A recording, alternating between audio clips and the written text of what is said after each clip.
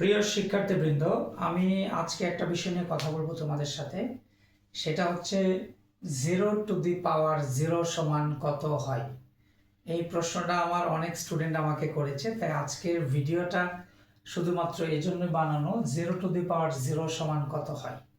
তো সবাই একটু খেয়াল করো, আমরা যেহেতু ম্যাথমেটিক্সটা হচ্ছে একটা লজিক, আমরা যদি একটু লজিক্যালি চিন্তা করি যে আসলে কত হয়, সবাই একটু খেয়াল করো।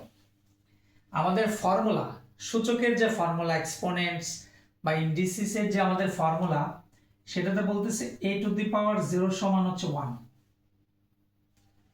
5⁴ সমান হচ্ছে 1। অর্থাৎ কোন নাম্বারের উপর যদি পাওয়ার 0 থাকে সেটা 1 হয়। 5⁵0 হলেও সেটা 1 হয়। অর্থাৎ কোন নাম্বারের উপরে যদি পাওয়ার 0 থাকে সেক্ষেত্রে 1 হয়। তাহলে এখানে 0 তো একটা নাম্বার বা সংখ্যা, তাহলে সেই ক্ষেত্রে এটা 1 হয়। আমি লজিক্যালি বলতেছি। নেক্সট, আমরা জানি 0-র উপরে পাওয়ার যদি 10 দেওয়া হয় তাও সেটা 0 হয়। 0-র উপরে পাওয়ার যদি 100 দেওয়া হয় তাও 0 হয়। 0-র উপরে পাওয়ার যদি 50 দেওয়া হয় তাও 0 হয়।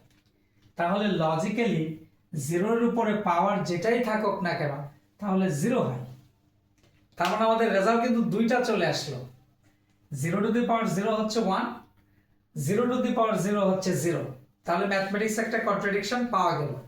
তো তোমরা কমেন্টে আমাকে জানাও আসলে কোন রেজাল্টটা সঠিক আছে, বা আদৌ কি এটার রেজাল্ট আছে কিনা, সেটা তোমরা আমাকে কমেন্টে